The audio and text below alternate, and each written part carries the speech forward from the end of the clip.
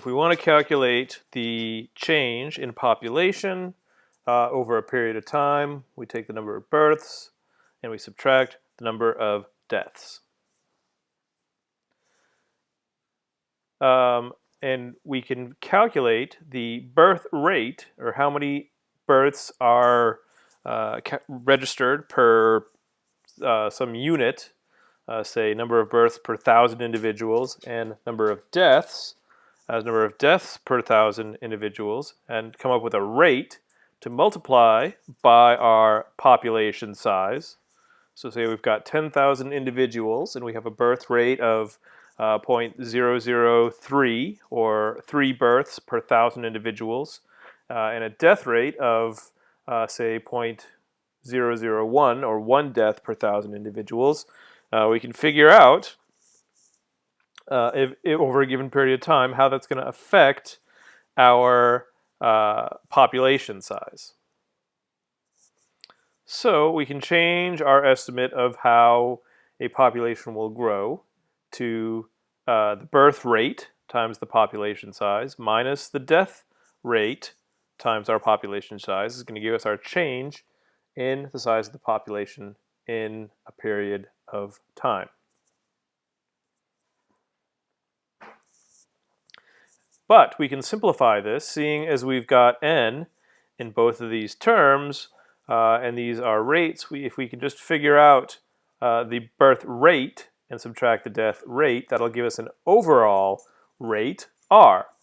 So zero population growth, ZPG, occurs when the birth rate and the death rate are equal.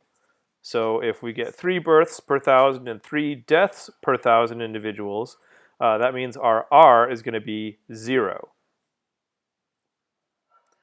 So we can revise our previous estimate of the population size change.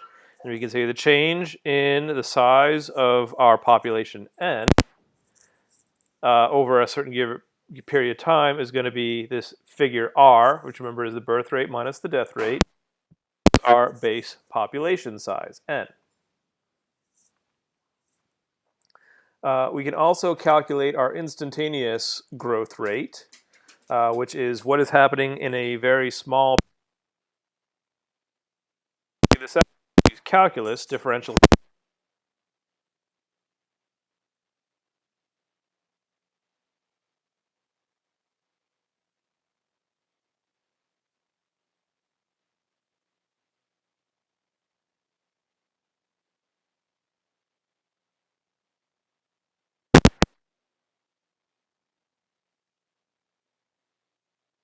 Period of time. So under idealized conditions, we have unlimited food, unlimited space, unlimited resources. We would expect population, if the number of births is greater than the number of deaths, to increase exponentially, which means the more individuals we have, the faster we're going to add individuals.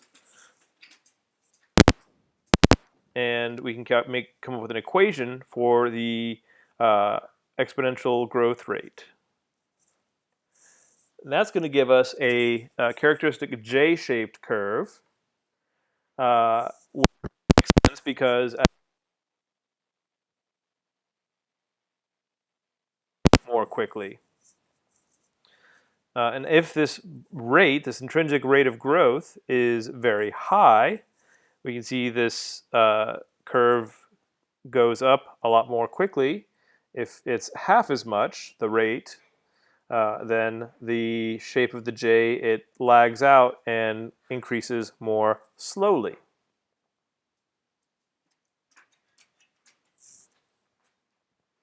And sometimes we do see this J-shaped exponential growth curve in natural environments.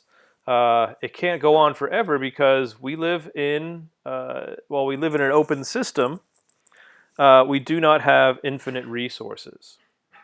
But if we look at a population after it's been reintroduced from a very low number, or once some sort of aspect of the death rate, for example, hunting, is ceased, as occurred in the Kruger National Park in South Africa, the elephant population began to show an exponential rate of growth.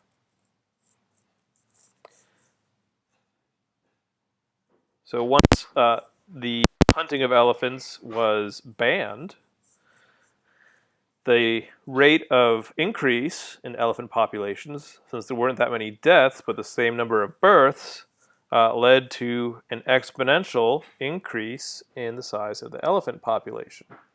And this led to policies that had to be put in place to control elephant populations because they were getting to be so many elephants that they were becoming damaging to the park. There were too many elephants, and believe me, if you have too many elephants around, they're going to wreck up the place. So exponential growth cannot be sustained indefinitely. It usually can't be sustained for very long because organisms live in an environment where resources are limited. So we can come up with a different type of model, considering that only so many individuals, a population can only reach a certain size before resources are depleted. And we call this maximum population size the carrying capacity, and we refer to that carrying capacity as K. That's going to vary based on what the situation is with resources such as food and space and water and things like that. So we can come up with a different growth model called a logistic population growth model, different from the exponential growth model because it takes into account the idea that there's only enough resources for a certain number of individuals. So the mathematical expression is similar to our logistic growth model, only we introduce these factors to take into account that there is a carrying capacity, there is an upper bound to what the population is. So our rate of growth times our population is going to be the carrying capacity minus the number of individuals over that carrying capacity. So as long as this number the number of individuals is less than K, then we're going to still have growth in the population. So if we have a carrying capacity of 10,000, we've got 9,000 individuals, 10,000 minus 9,000 leaves us with 1,000. That's a positive number over K, which means we're still going to have a growing population with a positive intrinsic rate of growth. However, if our carrying capacity is 10,000 and our number in the population is 11,000, then this is going to be a negative number, which is going to decrease, or in principle anyway, is going to decrease the number of individuals in the population. So the population will decrease in the face of limited resources. So when n is small compared to k, this term, k minus n over k, is close to 1. So say we've got a carrying capacity of 10,000 and n is 1,000. And you've got 9,000, which is k minus n over 10,000. That's very close to 1. If n were only, say, 10, imagine 10,000 minus 10 is 9,990 over 10,000. That's going to be very close to 1. And the rate of growth is going to be close to the maximum. But when n is large compared to k, this term is going to be close to 0, which means the increase in the per capita rate is going to be small. So imagine that we've got a carrying capacity of 10,000 and our number of individuals is at 9,999, which means this term is going to be 1 over 10,000, which is close to 0, which means our per capita rate of increase will therefore be very small. And when n equals k, the population cannot grow anymore, at least in principle. So let's take a hypothetical population with a carrying capacity of 1,500 individuals. If we've got 25 in the population and the maximum rate of increase is 1, if we look at this term k minus n, so 1,500 minus 25 over k, it's going to be 0.98. Our per capita rate of increase is 0.98, which when we plug that into our model means we're going to add 25 individuals to the population. Okay, so a very fast rate of growth. If we have 100 individuals, again, our maximum rate of increase is 1.0. This term is going to get a little bit lower because we have more individuals to start with. We're getting further away from 1. We're going to add a lot of individuals, but not the exact number that we started with. So here we added as many individuals as we started off with. Here we add fewer individuals than we started off with. If it's 250, again, this number, this term k minus n over k is going down, which means we're adding fewer individuals as a proportion of our population size, to the point where if we get to 1,000 individuals, this k minus n over k term is only 1/3, which means our per capita rate of increase is only 1/3, which means we can only add 1/3 of the number of individuals relative to the initial population size.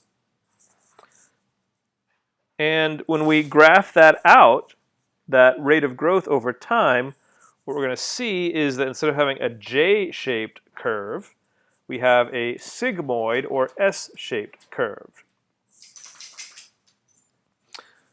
So new individuals are added to the population most rapidly during the intermediate population size. We'll see what that means in a second in the graph. And the population growth rate is going to decrease as the number in the population approaches the carrying capacity. So here we see this sigmoid-shaped curve reflecting logistic growth.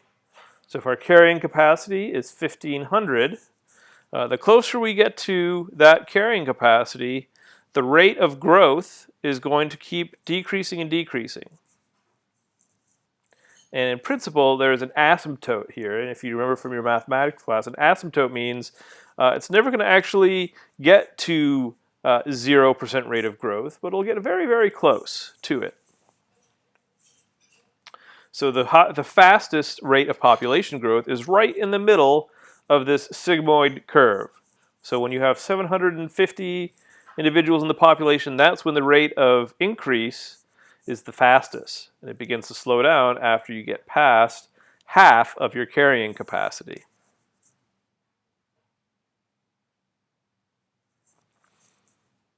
So we can actually measure growth in populations of certain organisms in the laboratory, perform experiments with things like paramecia. Paramecia is a ciliate. Paramecia are ciliates like tetrahymena. We can grow them in a constant environment and keep feeding them, remove predators and competitors, and see what happens to the rate of growth.